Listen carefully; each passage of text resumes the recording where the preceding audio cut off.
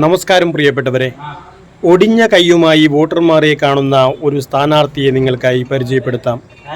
ബേരെടുക്ക ഗ്രാമപഞ്ചായത്ത് 19-ാം വാർഡിൽ നിന്നും UDF സ്ഥാനാർത്ഥിയായി മത്സരിക്കുന്ന സന്തോഷ് കുമാർ കൊളത്തൂരിനാണ് ഏതാനും ദിവസങ്ങൾക്ക് മുൻപ് ബൈക്ക് അപകടത്തിൽ വീണ് പരിക്കേറ്റത്. സന്തോഷ് ചേട്ടാ, നമസ്കാരം. നമസ്കാരം. തെരഞ്ഞെടുപ്പ് പ്രവർത്തനത്തിനിടയിൽ ഒരു അപകടം പറ്റിയല്ലേ?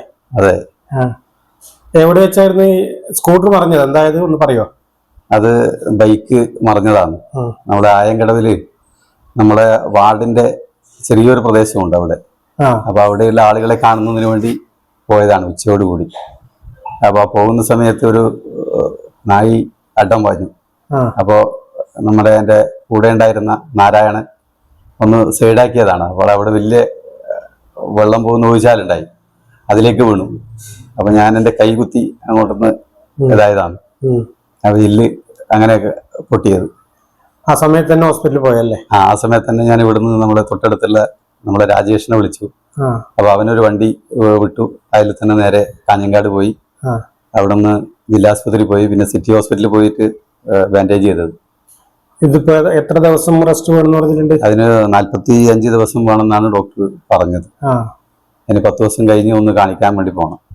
നോമിനേഷൻ കൊടുക്കുന്നതിന് മുമ്പാണോ അല്ല അതിന് ശേഷമാണോ അപകടം ഉണ്ടായത്? നോമിനേഷൻ കൊടുക്കുന്നതിന് മുമ്പ്.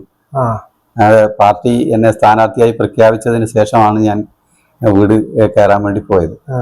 അതിനിടയിലാണ് ഈ സംഭവം നടന്നത്. അത് ഒടിഞ്ഞ കൈയായിട്ടാണ് നോമിനേഷൻ കൊടുക്കാൻ പോയത്? അതെ, ഇതുമായി തന്നെയാണ് നോമിനേഷൻ കൊടുക്കാൻ വേണ്ടി പോയിട്ടുള്ളത്. ഇപ്പൊ ബേഡകം പഞ്ചായത്ത് 19-ാം വാർഡിലല്ലേ മത്സരിക്കുന്നത്? ബേഡക പഞ്ചായത്തിന്റെ 19-ാം വാർഡിലാണ് ഞാൻ മത്സരിക്കുന്നത്. എങ്ങനെയുണ്ട് ഇപ്പൊ പ്രചാരണ പ്രവർത്തനങ്ങൾ? പ്രചാരണ പ്രവർത്തനം ആദ്യഘട്ടം ഏകദേശം പൂർത്തിയാക്കാൻ വേണ്ടി പൂർണ്ണമായില്ല. ഈ സംഭവം നടന്നതുകൊണ്ട്, അല്ലെങ്കിൽ ഒരു വട്ടം നമ്മൾ പൂർത്തിയാക്കേണ്ടതായിരുന്നു. അപ്പൊ കുറച്ച് വീടുകൾ ബാക്കിയുണ്ട്. അത് ഇന്നും നാളെയായി പൂർത്തിയാക്കും. ഏകദേശം എത്ര വീടുണ്ട് നിങ്ങൾ ഈ ഒരു വാർഡിനകത്ത്? ഏകദേശം ഒരു 450ഓളം വീടുകൾ നമ്മുടെ ഈ വാർഡിനകത്തുണ്ട്. 1400 ചില്ലറ വോട്ടുകളുണ്ട് ഈ വാർഡിനകത്ത്. അപ്പോൾ പരമാവധി എല്ലാവരെയും ഇപ്പോൾ കണ്ടുകൊണ്ടുണ്ട്. വോട്ടർമാരെ കണ്ട സമയത്ത് എന്താണ് ഒരു ആദ്യ പ്രതികരണം ലഭിച്ചിരിക്കുന്നത്? വോട്ടർമാരെ കാണുന്ന സമയത്ത് നല്ല പ്രതികരണമാണുള്ളത്. നമ്മൾക്കാണെങ്കിൽ നമ്മൾ ഈ നാടുമായി നല്ല ബന്ധത്തിൽ ഉള്ള ഒരാളെന്ന നിലയിലും എപ്പോഴും നല്ല രീതിയിൽ നമ്മൾ എല്ലാവരെയും കാണുന്നുണ്ട്. അപ്പോൾ അതുമായി ബന്ധപ്പെട്ട് പോകുന്ന സമയത്ത് എല്ലാവരും നല്ല പ്രതികരണമാണ് ഇപ്പോൾ ഉള്ളത്. കോൺഗ്രസിൽ ഇപ്പോൾ ഏത് സ്ഥാനത്താണ് പ്രവർത്തിക്കുന്നത്? ഏതും ഭാരവാഹി സ്ഥാനം ഉണ്ടോ? ഞാൻ നിലവിൽ ജനശ്രീയുടെ ബേഡെടുക്ക മണ്ഡലം ചെയർമാനാണ്. കോൺഗ്രസിന്റെ മുൻ മുളിയാർ ബ്ലോക്കിന്റെ ട്രഷറായി പ്രവർത്തിച്ചിട്ടുണ്ട്. മുളിയാർ ബ്ലോക്ക് കോൺഗ്രസിന്റെ ജനറൽ സെക്രട്ടറി ആയി പ്രവർത്തിച്ചിട്ടുണ്ട്. ഇത് ആദ്യമായിട്ടാണോ ഒരു തദ്ദേശ തെരഞ്ഞെടുപ്പിൽ മത്സരിക്കുന്നത്, അല്ലെങ്കിൽ ഇതിനു മുമ്പ് മത്സരിച്ചിട്ടുണ്ടോ? ഞാൻ ഇതിനു മുമ്പ് കഴിഞ്ഞ സമയത്ത് ബ്ലോക്ക് പഞ്ചായത്തിലേക്ക്, കാറടുക്ക ബ്ലോക്ക് പഞ്ചായത്തിലേക്ക് പള്ളടുക്കൻ ഡിവിഷനിൽ നിന്ന് ഞാൻ മത്സരിച്ചിട്ടുണ്ടായി കഴിഞ്ഞ തെരഞ്ഞെടുപ്പിൽ. അതിനു മുമ്പും മത്സരിക്കാൻ പാർട്ടി ആവശ്യപ്പെട്ടിരുന്നു. അപ്പോഴൊക്കെ നമ്മൾ മറ്റുള്ളവർക്ക് വഴിമാറി കൊടുക്കുകയാണ് ചെയ്തത്. ഗ്രാമപഞ്ചായത്തിലേക്ക് ഇത് ആദ്യമായിട്ടാണ് മത്സരിക്കുന്നത്? ഗ്രാമപഞ്ചായത്തിലേക്ക് ഇത് ആദ്യമായിട്ടാണ് മത്സരിക്കുന്നത്. എങ്ങനെയാണ് ഒരു പ്രതീക്ഷ ഈ ഒരു വാർഡിൽ?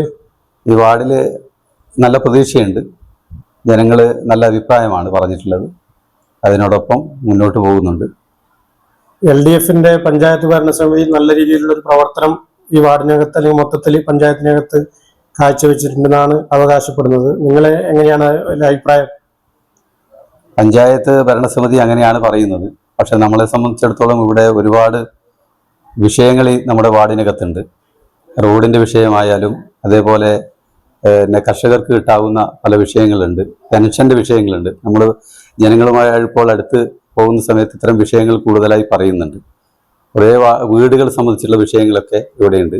കഴിഞ്ഞ പഞ്ചായത്ത് മെമ്പർമാർ അല്ലെങ്കിൽ ഭരണസമിതിയും പൂർണ്ണമായും ഇങ്ങനെയുള്ള സംവിധാനങ്ങൾ അടിസ്ഥാന മേഖലയിലേക്ക് അവർക്ക് പൂർണ്ണമായും എത്താൻ വേണ്ടി കഴിഞ്ഞിട്ടില്ല എന്നതാണ് നമുക്കിപ്പോൾ കാണാൻ വേണ്ടി കഴിഞ്ഞിട്ടുള്ളത്. അപ്പൊ ഈ ഒടിഞ്ഞ കൈയുമായിട്ട് തന്നെയാണ് വോട്ടർമാരെ കാണാൻ വേണ്ടി പോകുന്നില്ലത്? തീർച്ചയായും. ഇതിനകത്ത് 45 ദിവസം കഴിയണം. അപ്പോഴേക്കും നമ്മളിത് സുഖം പ്രാപിച്ച് വരുമ്പോഴേക്കും തെരഞ്ഞെടുപ്പ് കഴിയുമല്ലോ. അപ്പൊ ഇതുമായി തന്നെയാണ് പോകുന്നത്. ഏതൊക്കെ പ്രദേശങ്ങളാണ് ഇപ്പൊ നമ്മൾ ഈ ഒരു 19-ാം വാർഡിൽ ഉൾപ്പെടുന്നുള്ളതെന്ന് പറയാൻ പറ്റുമോ? നമ്മുടെ 5-ാം മൈൽ റോഡിന്റെ കോപ്പാളങ്ങയ ഇവിടുന്ന് പടിഞ്ഞാറോട്ട്, അത് നമ്മുടെ ആയങ്കടവ് പാലം വരെയാണ്. അതിനിടയിൽ ഒണ്ടാമ്പുളിക്കാല് റോഡ് ഉള്ള സ്ഥലം, അതായത് പള്ളടക്കം വില്ലേജ് ഓഫീസ് തൊട്ട് ചൂരിക്കോട് വരെ ഉള്ള റോഡും ഇതിനകത്ത് വരുന്ന ഭാഗം ഇതിനകത്ത് ഉൾപ്പെടുത്തിയിട്ടുണ്ട്. അങ്ങനെയാണ് ഇത്ര വലിയൊരു വാർഡാണ്. പുരുഷ വോട്ടർമാർ അല്ലെങ്കിൽ സ്ത്രീ അങ്ങനെ കണക്കുണ്ടോ? സ്ത്രീ വോട്ടർമാർ അല്ല, അങ്ങനെ വിഭജിച്ച് കണക്ക് ഉണ്ട്, പക്ഷെ വിഭജിച്ചിട്ട് ഇപ്പോൾ നോക്കിക്കൊണ്ടിരിക്കുന്നുണ്ട് നമ്മൾ എത്ര പേരുണ്ട്. അപ്പോ എന്തിനാലും ഒരു വിജയം നേടാനാകുമെന്ന് തന്നെയാണ് നിങ്ങളെ പ്രതീക്ഷ അല്ലേ? തീർച്ചയായും നല്ലൊരു വിജയം ഉണ്ടാകും എന്ന് തന്നെയാണ് പ്രതീക്ഷ. സ്ക്വാഡ് പ്രവർത്തനങ്ങളൊക്കെ പിന്നെ സജീവമായി നടക്കുന്നുണ്ട്. നല്ല രീതിയിലുള്ള പിന്തുണ സഹപ്രവർത്തകരുടെ ഭാഗത്തുണ്ടോ? തീർച്ചയായും സഹപ്രവർത്തകരെല്ലാവരും നല്ല പിന്തുണയോടെയാണ് നടക്കുന്നത്. ഇന്നും നമ്മൾ നിരവധി ബ്ലോക്ക് കോൺഗ്രസിന്റെ ജനറൽ സെക്രട്ടറി ശ്രീ നാരായണൻ കരിയത്ത് ഉൾപ്പെടെയുള്ള ആളുകൾ നമ്മുടെ കൂടെ ഉണ്ടായിരുന്നു. അതേപോലെ യൂത്ത് കോൺഗ്രസിന്റെ സംസ്ഥാന സെക്രട്ടറി ഉനീസ് ബേഡകം, അവരൊക്കെ ഇന്ന് നമ്മുടെ പ്രവർത്തനവുമായി ബന്ധപ്പെട്ട് ഈ വാർഡിനകത്ത് വന്നിട്ടുണ്ടായി. ഓക്കെ, സന്തോഷട്ടെ. ഏതായാലും നല്ലൊരു വിജയം നേടാൻ കഴിയട്ടെ എന്ന് ആശംസിക്കുന്നു. Thank you.